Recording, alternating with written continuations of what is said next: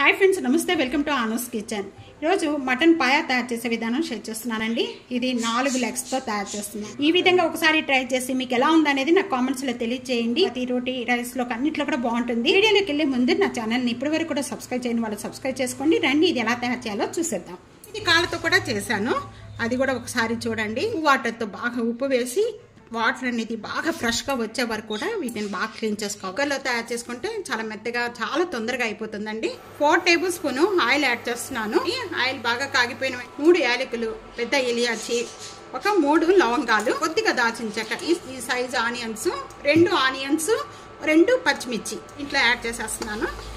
కుక్కర్లో చేయటం వల్ల చాలా మెత్తగా అయిపోతుంది, ముక్కలు కూడా బాగా మెత్తగా అయిపోతాయండి, తొందరగా కూడా అయిపోతుంది। ఇది ఎక్కువగా కుక్కర్లో చేసుకోవడమే బెటర్ అండి। ఇంకా కలర్ చేంజ్ అయిపోయిన వెంటనే 2 tablespoon ginger garlic paste అండి। దీంట్లో జింజర్ గార్లిక్ పేస్ట్ ఎక్కువగానే పడుతుందండి। పచ్చి స్మెల్ పోయేంత వరకు కూడా వేయించుకోవాలి। వేగిపోయిన వెంటనే కూడా నేను ఇక్కడ 1.5 టేబుల్ స్పూన్ సాల్ట్ యాడ్ చేస్తున్నాను। 3 table spoon red chilli powder add చేస్తున్నాను। 1/2 టేబుల్ స్పూన్ పసుపు యాడ్ చేస్తున్నాను। ఇది కూడా యాడ్ చేసుకున్న వెంటనే కూడా 1 టమాటా యాడ్ చేస్తున్నానండి। 2 టేబుల్ స్పూన్ ధనియా పౌడర్ అండి, రోస్ట్ చేసిన ధనియా పౌడర్, 1/2 టేబుల్ స్పూన్ రోస్ట్ చేసిన జీరా పౌడర్। ఇక్కడ ముందుగా మనం క్లీన్ చేసుకున్న గోట్ లెగ్స్ యాడ్ చేసేస్తున్నాను। టమాటా బాగా మగ్గిపోయిన తర్వాత గోట్ లెగ్స్ యాడ్ చేసేద్దాం। ముక్కలు మునిగేంత వరకు కూడా వాటర్ పోసేద్దామండి। బాగా కలుపుకోండి। 1 గ్లాస్ వాటర్ యాడ్ చేస్తున్నానండి। ఇది సూప్ కాబట్టి బాగా ఉడికిన తర్వాత కొద్దిగా కిందికి వెళ్ళిపోతాయి వాటర్ ఎక్కువగా పడతాయండి।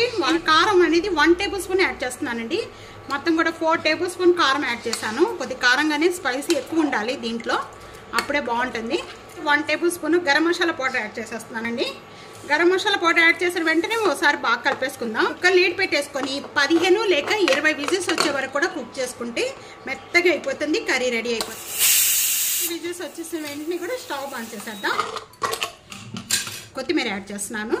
మటన్ పాయ ఈ విధంగా ట్రై చేయండి, చాలా అంటే చాలా టేస్ట్గా ఉంటుంది। ఇది రోటీ, చపాతీ, పుల్కాలోకి, రైస్లోకి అన్నిట్లో కూడా బాగుంటుందండి।